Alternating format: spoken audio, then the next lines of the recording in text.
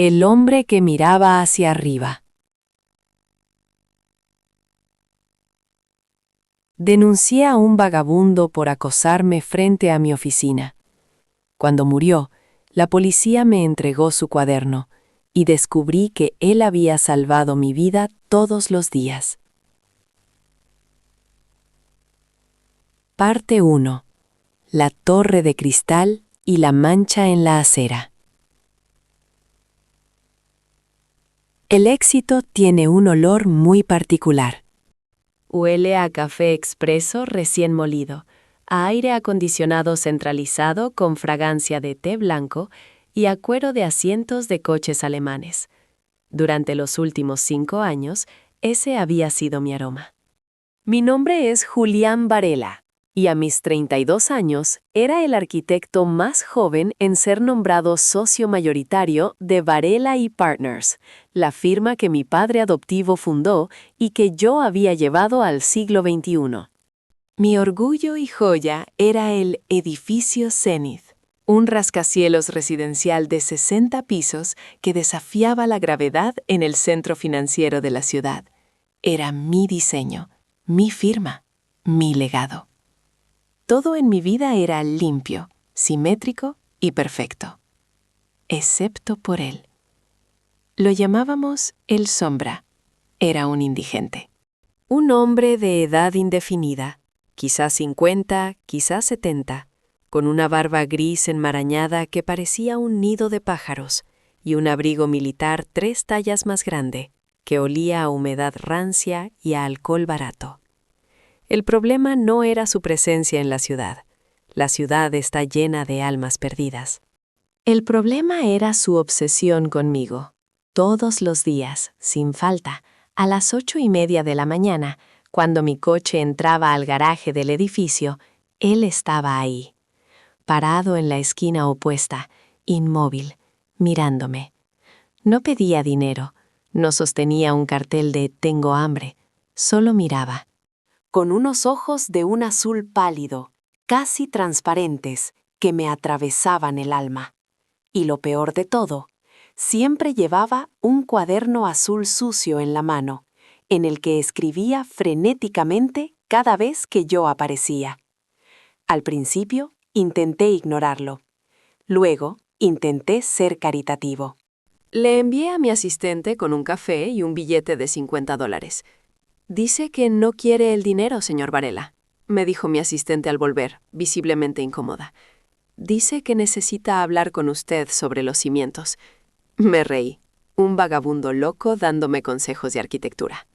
Pero la obsesión escaló. Un día lo encontré dentro del lobby. Había burlado a la seguridad. Estaba gritando, agitando su cuaderno sucio, exigiendo verme. «¡El pilar 4! ¡Tienen que revisar el pilar 4 del subsuelo!», bramaba, mientras 2 guardias corpulentos lo arrastraban hacia la salida. Bajé de mi oficina, furioso. Me paré frente a él, protegido por los cristales de seguridad. «Escúchame bien», le dije con frialdad. «No sé quién eres ni qué quieres, pero si te vuelves a acercar a mi edificio o a mí, te haré encerrar. Vete a beber a otro lado». Él dejó de forcejear. Me miró con una tristeza infinita, una expresión que no correspondía a la de un loco agresivo. «Julián, no mires hacia arriba. Mira hacia abajo. Siempre mira hacia abajo». Esa noche solicité una orden de restricción. El juez, amigo de mi padre, la firmó en minutos. Acoso agravado. La policía se encargó de sacarlo de la zona. Durante 2 semanas, la esquina estuvo vacía. La mancha había desaparecido. Mi vida volvió a ser perfecta. Parte 2. La llamada de madrugada. Fue un martes lluvioso de noviembre. Estaba en mi ático, revisando los planos para una expansión en Dubái, cuando sonó el teléfono. Número desconocido. «¿Señor Julián Varela?» «Sí, soy yo».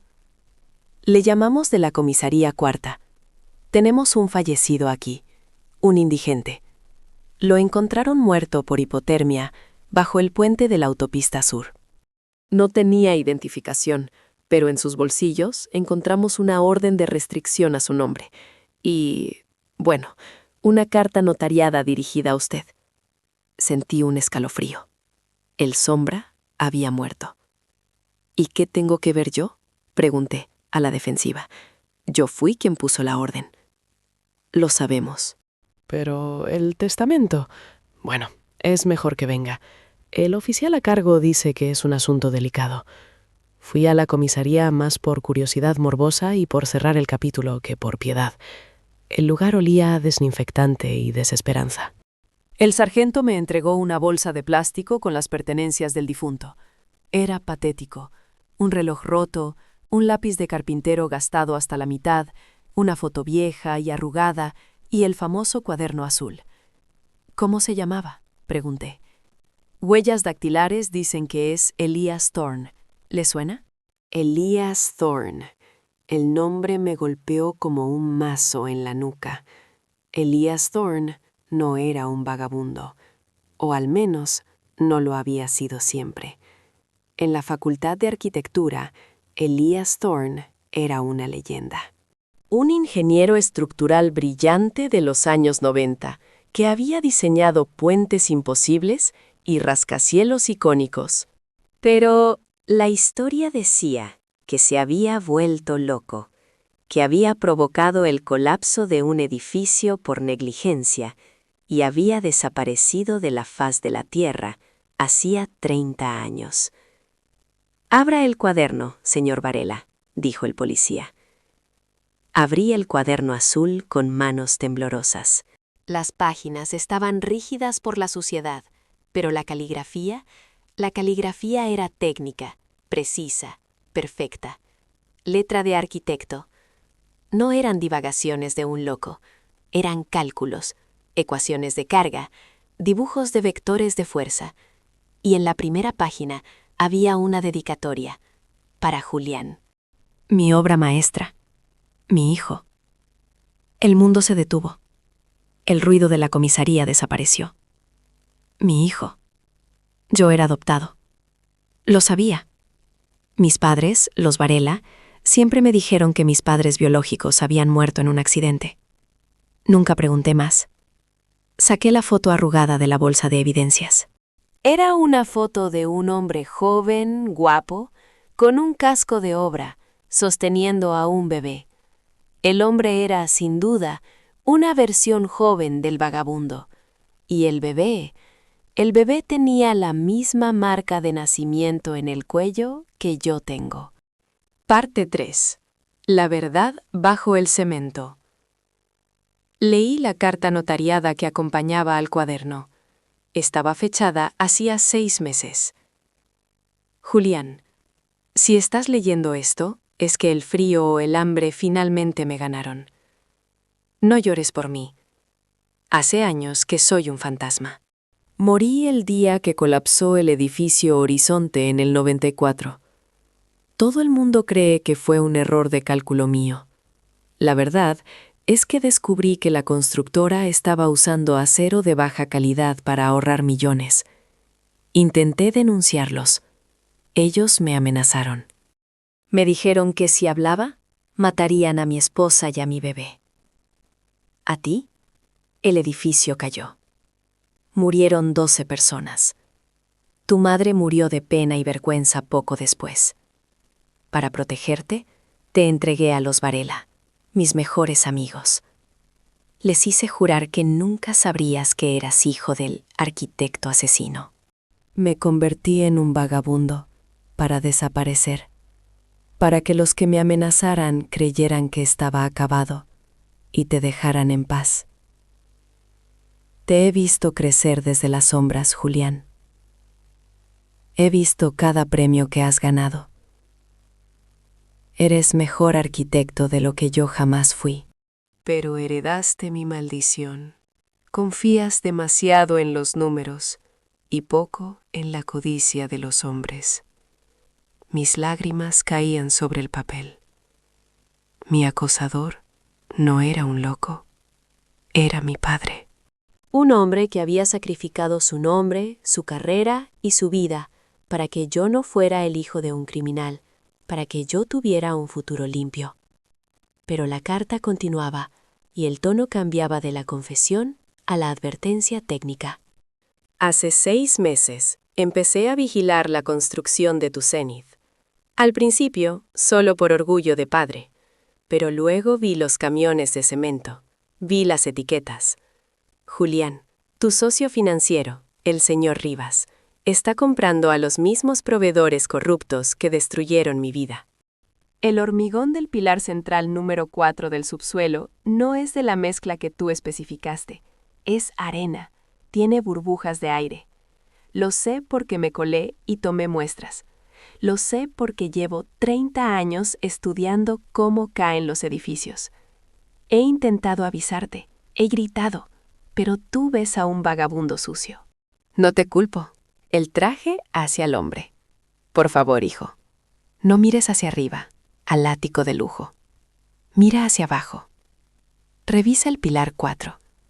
Si hay una tormenta fuerte o un temblor leve, el Zenith se convertirá en una tumba para 1000 personas. Y tú serás el nuevo Elias Thorne. Sálvalos. Sálvate. Sé el arquitecto que yo no pude ser. Parte 4. La carrera contra la tormenta.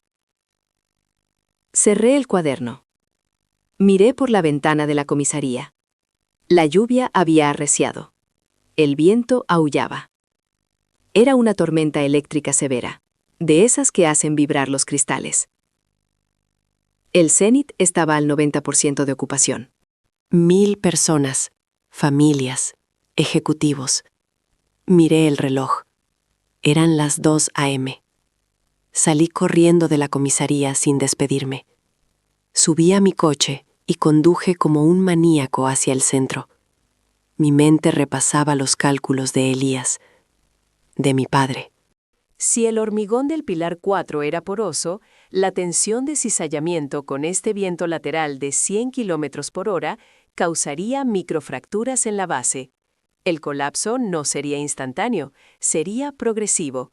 Empezaría con un crujido. Llegué al Zenith. Entré al garaje derrapando. Los guardias de seguridad intentaron detenerme al verme correr hacia los ascensores de servicio con un martillo neumático de emergencia que saqué del cuarto de mantenimiento. «Señor Varela, ¿qué hace?» «Evacúen el edificio», grité. «Activen la alarma de incendios ahora mismo. Es una orden». Bajé al subsuelo 3, donde nacían los cimientos, el corazón del edificio. Fui al pilar 4, una columna masiva de hormigón armado de 2 metros de ancho.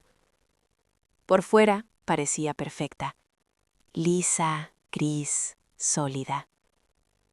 La codicia se esconde bajo la pintura, había escrito mi padre en el cuaderno. Encendí el martillo. Ataqué la columna. El hormigón debería haber sido duro como el granito. Debería haberme costado horas hacer una mella. Pero a los 10 segundos, la capa superficial se rompió. ¿Y debajo? Debajo no había roca sólida. Había una mezcla grisácea que se desmoronaba como galleta mojada al tocarla. Elías tenía razón. Era basura. Cemento barato disfrazado de alta ingeniería. Y entonces lo escuché. Un sonido que nunca olvidaré. Un crack, sordo, profundo, como el hueso de un gigante rompiéndose. Venía de adentro del pilar.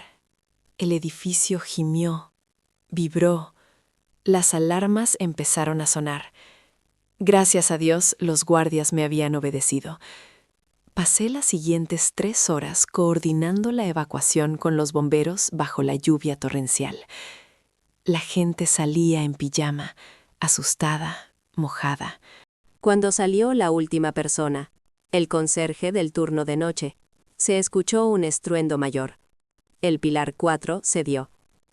El edificio Zenith no colapsó completamente esa noche, gracias a los sistemas de redundancia que yo había diseñado. irónicamente. Pero se inclinó 3 grados. Se fracturó. Quedó inhabitable, condenado a ser demolido. Pero nadie murió. Epílogo. El arquitecto invisible. El escándalo fue monumental. Las investigaciones forenses confirmaron todo lo que Elias Thorne había escrito en su cuaderno azul. Mi socio, Rivas, fue arrestado en el aeropuerto intentando huir con millones en cuentas offshore. La constructora fue desmantelada. Mi carrera sufrió un golpe, sí. Perdí mi obra maestra. El Zenith fue demolido controladamente 6 meses después. Pero gané algo más. Recuperé el cuerpo de mi padre de la fosa común, donde iban a echarlo. Le di un funeral digno.